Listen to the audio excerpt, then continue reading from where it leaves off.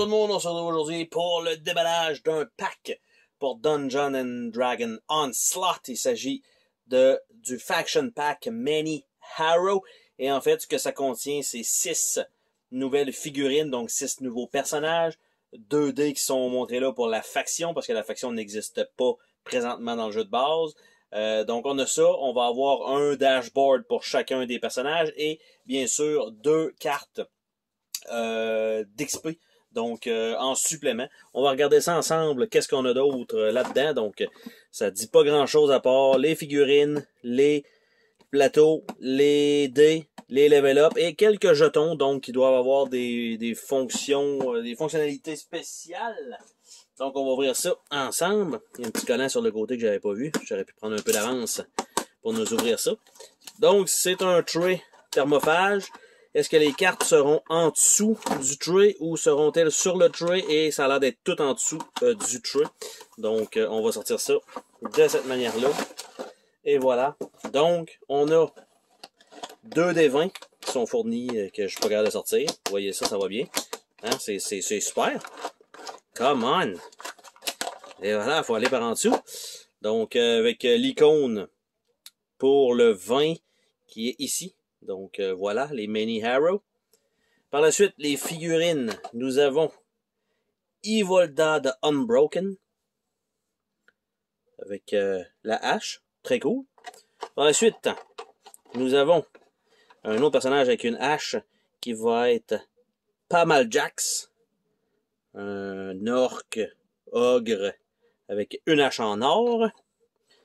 Donc ça, parfait. Ici, nous avons un petit gobelin, Ploc. Clairement, un petit barde. Toujours cool d'avoir les figurines peintes d'ailleurs. Ça fait toujours un peu plus beau. Par la suite, nous avons Snook. Snook Three Friend. C'est un genre de petit kobold. Donc, nous avons ça. Nous avons ici Brint Tuax. Donc, voilà. Et le dernier, et non le moindre, Clunk Glowweist. Un autre petite figurine. Donc, pas beaucoup d'argent dépensé sur les... Ben, pas sur les moules nécessairement, mais sur les grosseurs de figurines. Et en dessous du tray, on a les petites cartes. On a les cartons et on a une publicité avec probablement quelques règles pour ça ici. Donc, l'anatomie d'un personnage comme ça. Donc, on savait déjà, tout simplement. Et on a des character conditions, donc des nouveaux jetons qui s'ajoutent au jeu de base. Donc, on va regarder ça ensemble.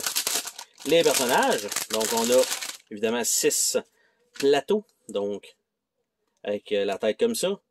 Donc, Brint Tuax. Nous avons Plock, avec ses habiletés. Nous avons Clunk Glowfist. Ils ont tous des noms un peu n'importe comment, en tout cas. Ivolda de Unbroken. Snook Tree Friend.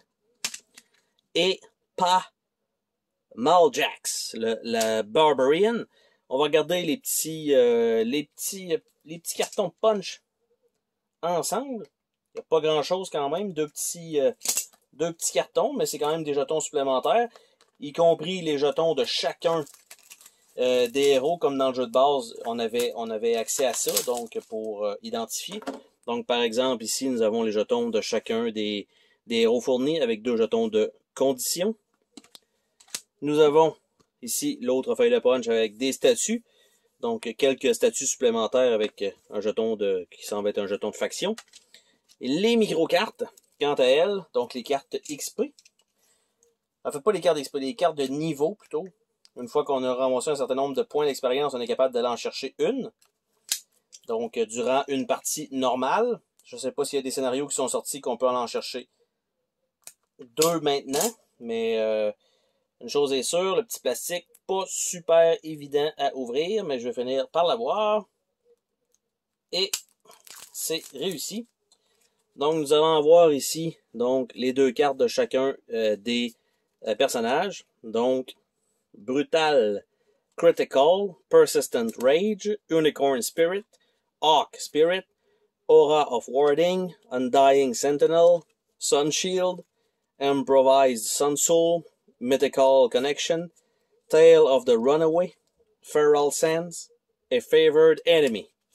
Donc, c'était tout ce qu'il y avait dans cette petite boîte, donc pour les Many Arrow Faction Pack. Bye bye!